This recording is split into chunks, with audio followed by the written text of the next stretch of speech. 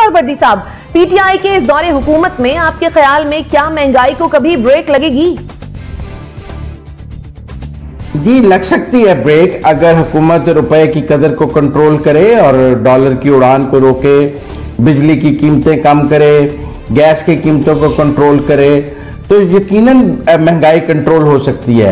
लेकिन अगर रोजाना डॉलर बढ़ाते जाएंगे, रुपया गिराते जाएंगे, बिजली आपने कहा 4 रुपए महंगी करेंगे, तो फिर आप अगर वफाकी वजीर साहब हमसे शिकवा भी करें कि हम अच्छी खबरें नहीं देते हैं, तो वो तभी देंगे जब लोगों को महंगाई में रिलीफ फील होगा, तो हम वो आईना दिखा सकेंगे। और बाकी चीजें बढ़ा ली हैं, बिजली 4 रुपए बढ़ा ली है, तो फिर लोगों को जो आप एक तरफ से रिलीफ देने की कोशिश भी करते हैं, फिर आप दवाइयां महंगी कर देते हैं, फिर आप और चीजें महंगी कर देते हैं, तो उस एक चीज का ढोल बजा के 100 चीजें जो आप महंगी करते हैं उसको आप कहीं से भी कॉम्पनसेट नहीं कर सकेंगे।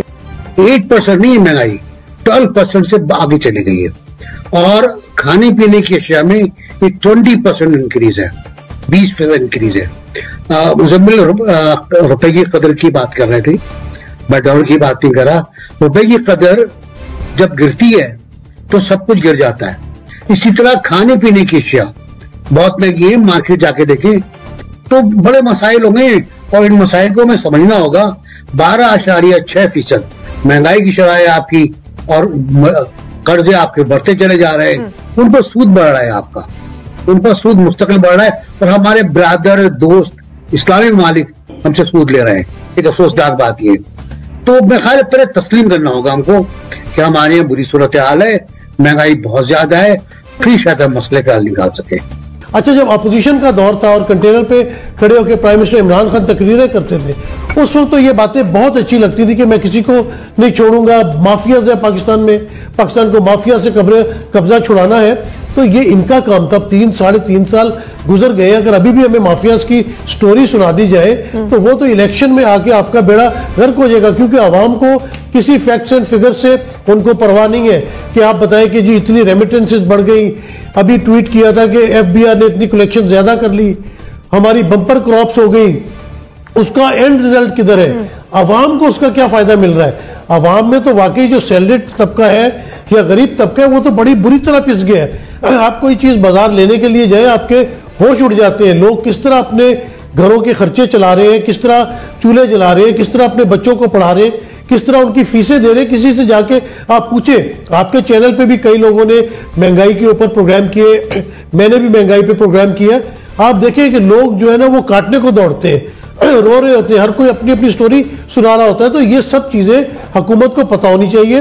पीटीआई के जितने वुज़रा हैं वो इमरान खान साहब को सब अच्छा की खबर देने के बजाय उन्हें अवाम की असली हालत बताएं। उनको चाहिए कि अपने अपने हलकों में जाएं, वहां जाके देखें कि अवाम की क्या हालत जार है और उसको आके कुछ रिलीफ देने की कोशिश करें।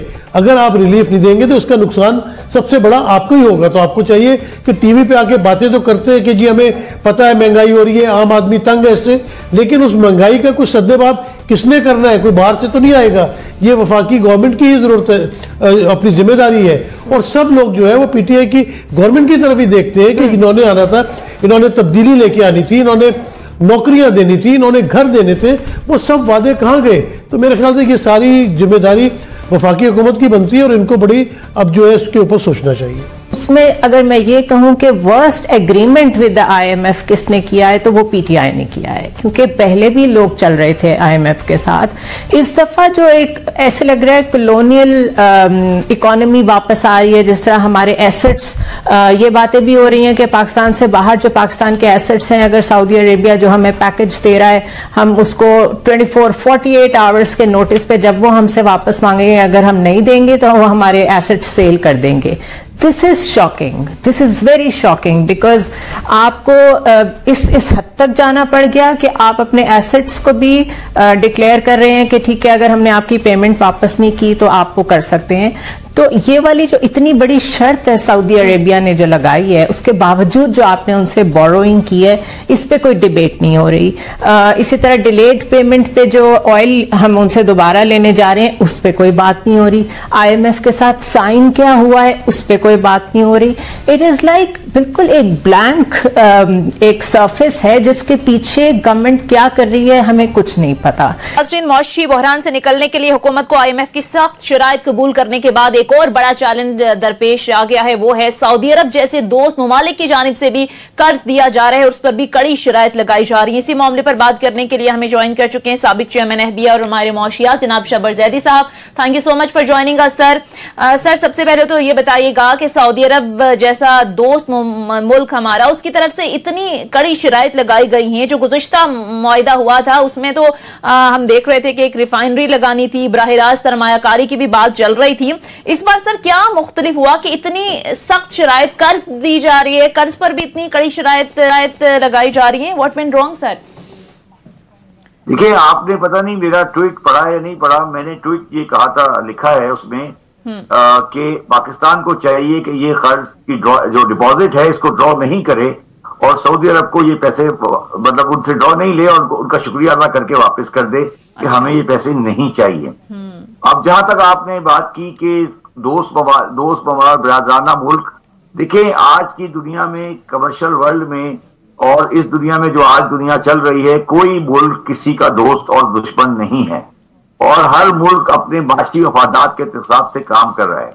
पाकिस्तान, सऊदी अरेबिया वो कुछ करेगा जो उनको वहां से इंस्ट्रक्शन आएगी और मैंने जो उसकी जो डिटेल्स देखी हैं उसमें मेरा बिल्कुल ये क्लैरिटी ओपिनियन है कि पाकिस्तान को ये शराइत कबूल नहीं करनी चाहिए और अगर हमने ये शराइत कबूल की तो हमारे और जो बाकी हम कभी किसी से लोन लेंगे तो वो हर बंदा यही डिमांड करेगा कि आप ये शराइत पे हमें लोन हमसे लें।